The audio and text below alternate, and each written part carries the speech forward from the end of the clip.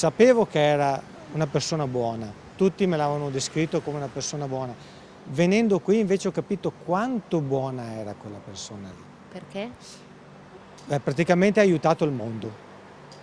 Ecco, ha aiutato il mondo. Per tutti questo era il distributore di Giovanni, il gestore morto suicida tragicamente 7 mesi fa, schiacciato dai debiti, e per 7 lunghi mesi questa stazione è rimasta ferma, nel lutto e nella difficoltà di trovare qualcuno che avesse il coraggio di ripartire, finché Gianluca, figlio di benzinai di Montegrotto, non ha deciso di cogliere la sfida in un settore oggi difficilissimo.